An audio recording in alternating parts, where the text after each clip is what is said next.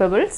நான் உங்கள் கோபி சுதா. நம்ம இன்னைக்கு செய்ய போகிறது தீபாவளி ஸ்பெஷல் பிஸ்தா முந்திரி கேக். இது வந்து ரொம்ப ஈஸியாக பண்ணலாம். அதாவது பிஸ்தா வந்து நம்ம ஒரு 200 கிராம்ஸ் அளவுக்கு ஹாட் வாட்டரில் சோக் பண்ணி வச்சுக்கலாம். ஹாட் வாட்டரில் சோக் பண்ணி வச்சுட்டா ஈஸியாக வந்து தோல் உரிச்சிடலாம். அதாவது தோல் வந்து எடுத்துடலாம். இது கூட நம்ம முந்திரியும் அரைச்சிட்டு சுகர் சிரப் கூட ஆட் பண்ணி செய்ய போகிறோம். வாங்க எப்படி செய்கிறதுன்னு பார்க்கலாம். பிஸ்தா முந்திரி கேக் தேவையான பொருட்கள். பிஸ்தா வந்து 200 கிராம்ஸ் எடுத்துருக்கேன். முந்திரி நம்ம 100 கிராம் அளவுக்கு எடுத்துக்கலாம். சுகர் 150 கிராம்ஸ் எடுத்துக்கலாம். இது கூட ஏலக்காய். இது வந்து ஹாட் வாட்டரில் சோக் பண்ணியிருக்கிறேன். அதனால் ஈஸியாக வந்து தோல் எடுத்துடலாம். இது நம்ம ஒரு பவுலில் இது பண்ணிடலாம். அதாவது ஈஸியாக அந்த மாதிரி எடுத்துகிட்டே இருக்கலாம். ஹாட் வாட்டரில் சோக் பண்ணியிருக்கிறதுனால ஈஸியாக நம்ம உரிச்சிடலாம்.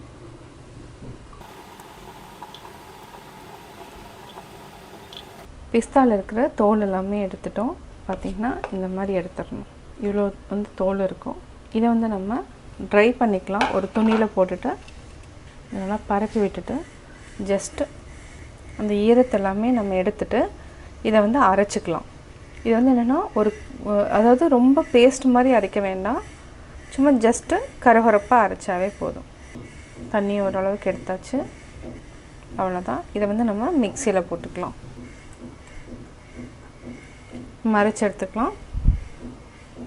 இதே நம்ம ஒரு பவுலில் மாற்றிக்கலாம். அதே மாதிரி நம்ம முந்திரியும் அரைச்சி வச்சுக்கலாம். முந்திரியும் நம்ம கொஞ்சம் கொரகொரப்பாக அரைச்சாச்சு.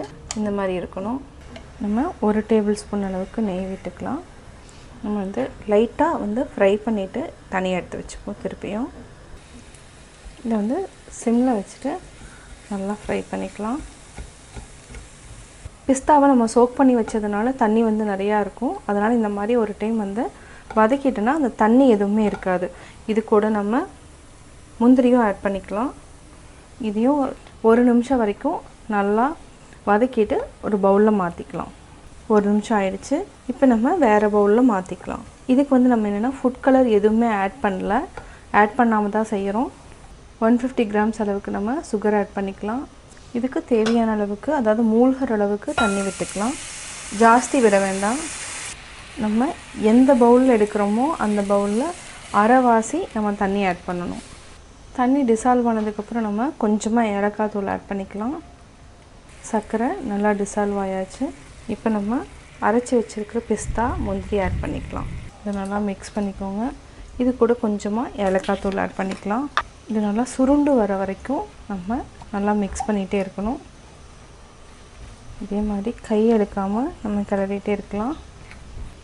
ஒரு சிலருக்கு நெய் பிடிக்கணும், நெய் கூட நம்ம ஆட் பண்ணிக்கலாம். இப்போ நல்லா சுருண்டு வர ஆரம்பிச்சிருச்சு. 1 நிமிஷம் வரைக்கும் நல்லா கிளறிக்கலாம். இது எப்படி நம்ம செக் பண்ணணும்னா கொஞ்சமாக எடுத்துக்கணும். இது வந்து உருட்ட வரணும். அப்போ வந்து கரெக்டான பதம்னு அர்த்தம். கையில் எடுத்துக்கலாம். இப்படி எடுத்து பார்த்திங்கன்னா கொஞ்சம் உருட்டுற மாதிரி பதத்தில் வரும். இது வந்து கரெக்டான பதம்னு அர்த்தம். இப்போ நம்ம கேஸ் ஆஃப் பண்ணிக்கலாம். ஒரு பட்டர் பேப்பரில் போட்டு தட்டிக்கலாம். பட்டர் பேப்பரில் கீ லைட்டாக நம்ம தடவிக்கலாம். இப்போ நம்ம பட்டர் பேப்பரில் போட்டுருவோம்.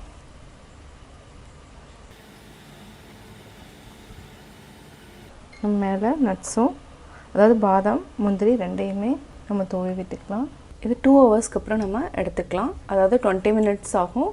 சம்டைம்ஸ் பார்த்திங்கன்னா கொஞ்சம் வந்து லூஸாக இருந்துச்சுன்னா நம்ம இன்னும் ஒரு 1 ஹவர் 1.5 ஹவர்ஸ் வந்து நம்ம அப்படியே வந்து செட் பண்ணுறதுக்கு வச்சுக்கலாம். இப்போ நம்ம எடுக்கலாம். பட்டர் பேப்பர் போகிறதுனால நம்மளுக்கு ஈஸியாக இருக்கும் எடுக்கிறதுக்கு. இப்போ நம்ம இதையே அப்படியே கட் பண்ணிக்கலாம். இதை திருப்பி போட்டுக்கலாம். பார்த்திங்கன்னா ஈஸியாக இருக்கும் பட்டர் பேப்பர் போகிறதுனால. இப்போ நம்ம ஸ்லைஸ் பண்ணிக்கலாம். இது ஸ்கொயர் இல்லைனா டைமண்ட் எந்த ஷேப்பில் வேணாலும் நம்ம கட் பண்ணிக்கலாம். கீழே நட்ஸ் இருக்கிறதுனால கொஞ்சம், அதாவது கட் பண்ணுறது கொஞ்சம் கஷ்டமாக இருக்கும்.